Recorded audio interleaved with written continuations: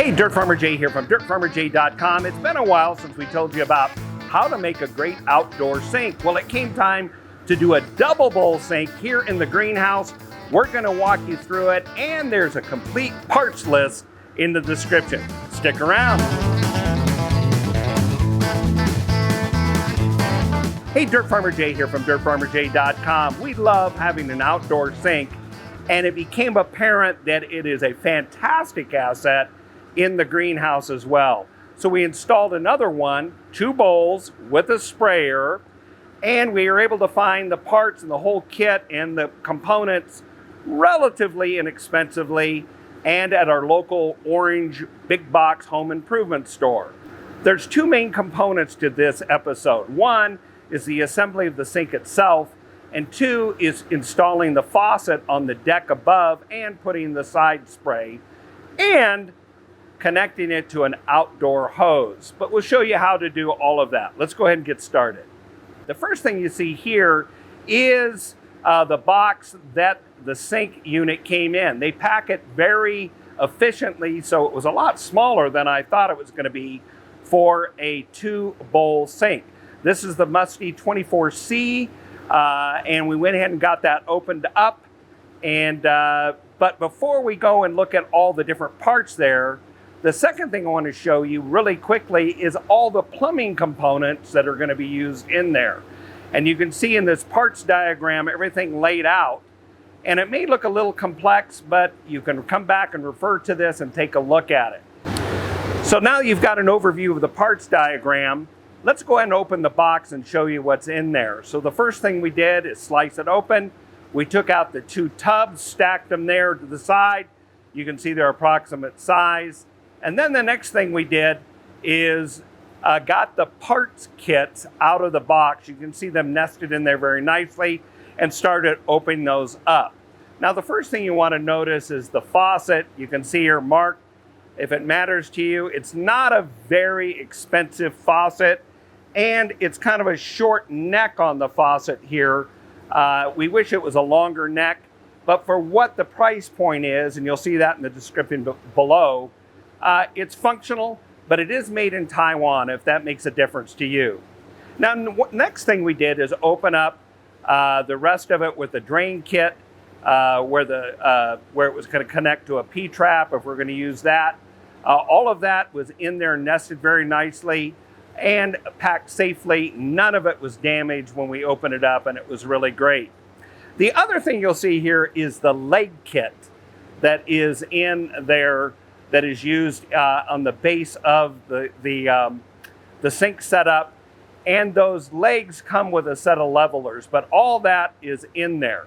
So as you can see, as we open the box, you can see the 4 gray angle legs that are going to be inserted and kind of pounded into the base of the sink, and then also the levelers and the hardware that does that. So all that is there. Now you'll notice that this company it makes it very efficient in that they use the same boxing system and the same set of instructions, 3 different sets of instructions for each of the models they put out. And here you can see all 3, and the final one is the one that was our model. So we discarded the other 2 and just began working through the process quickly to put it together. Before we get any further, I want to say thanks to Dirt Farmer Maggie and to my friend Mike, who assisted in the assembly of this. So you're going to see them putting things together and making this thing happen. So thanks, guys. I really appreciate it. The next step we took is assembling the bowls together using the plates that join the 2, and those are done with screws and a clip in the back. I used a pair of commonly called vice grips or locking pliers to hold the back, drove the screws with a Phillips bit in my drill driver, and was able to put those together. Those all went together very nicely. Now the next thing you need to do is drill the holes for the faucet, and because the faucet sits straddling both bowls, it is the innermost corner at the back on each bowl, the left hole on the right sink and the right hole on the left sink that are drilled out for the stems of the faucet to go into. So those are drilled out using a hole, I think it was a 1/2 inch or so, but you'll size it. You can see there's a ring there to cut it out. You can't miss unless you just completely try to. But you can drill those out and then test to make sure the stems of the faucet drop through cleanly. Now, once that is done, it's time to flip the unit over here. And here you can see Mike and Maggie installing the legs here. And the legs are pounded into the bottom. They can be affixed tighter. And then there's leg levelers. To be honest with you, we did not use the leg levelers other than installing them hard to the bottom, because on the gravel floor in the greenhouse here, we put it on a couple of leg or 2x4 trestles to raise it up off the floor a little bit, keep it more stable. And then what we did is we leveled the trestles instead of the individual legs, and that worked really well. When we leveled it all, we actually put a level on it because we didn't want water running to one side or to the back of the bowls. I strongly recommend that when you set this up. Okay, and now it's time to install the drain system below. You've got connections to both of the bowl outlets, kind of a wide Y type of thing with a central drop. If this is being installed in your home, then it would go straight into a P-trap and that sort of thing. This is actually going in a pipe that goes outside the greenhouse, slopes downhill and runs to daylight.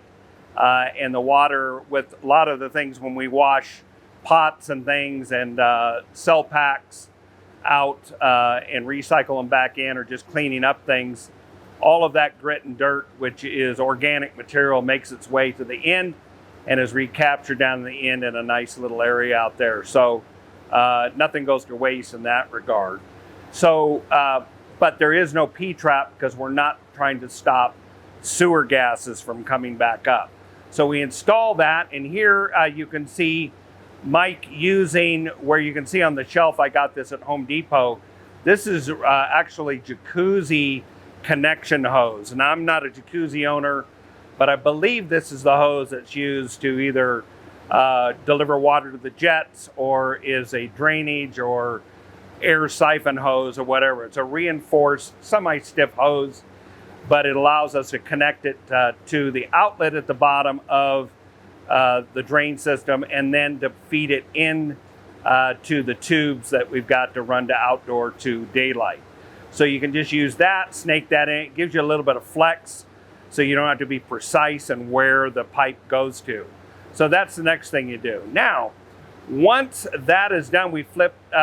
Next thing we need to do then was to put the central connector here that connects the two bowls together. Here you can see Mike snapping that into place. That reinforces it on the top.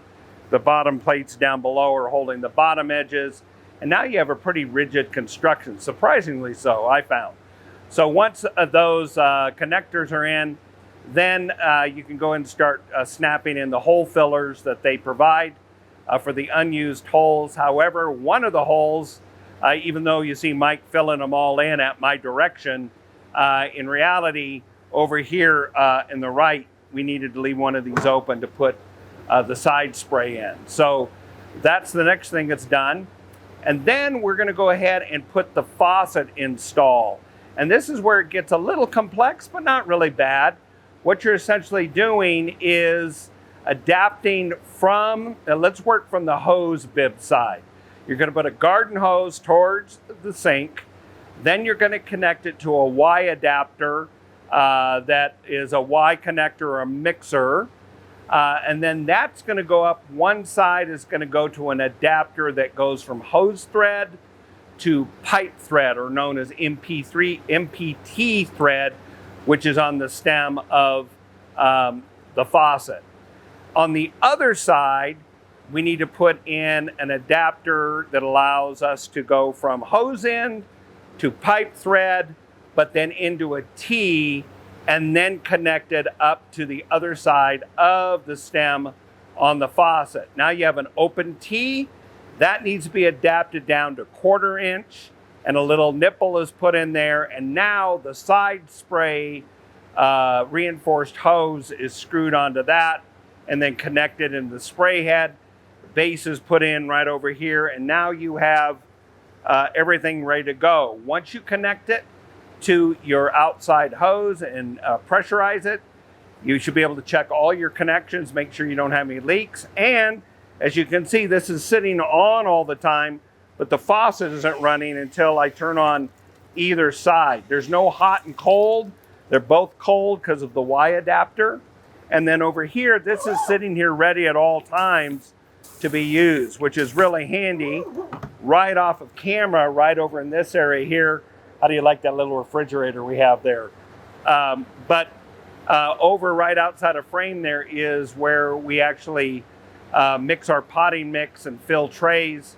And it is really handy to be able to take this and aim it over there and fill that, put it right in there to keep things moist and mix it all up.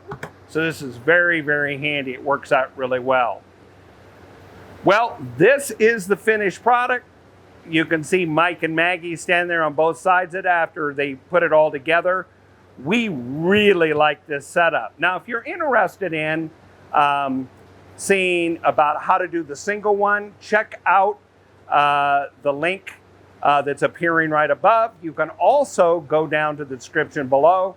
It's down there. And you can also look at the in panel that takes you to the other sink video in case you want to go with a smaller unit. Parts lists are there for Home Depot, but you should be able to find them for other major retailers such as Ace Hardware, Menards, or Lowe's, anyone like that, just by the parts description. We really, really like this, and it's a big thumbs up for the price point and for all the workers that are in here in the greenhouse that come in and work with us. Really love this. We know you're going to love it too. Well, if you're into gardening, here's another great thing you should know about, and that's your DIY irrigation system for small food plots, things like corn or field crops. Take a look at this video where we show you how to use PVC and commonly available pipe fittings to make your own drip system that puts the water exactly where you need it. And while you're at it, check out this other video that YouTube thinks is perfect for you from our catalog, and we think you're gonna like it too. Until the next time, this is Dirt Farmer Jay from Dirt Farmer Jay, enjoying a great sink.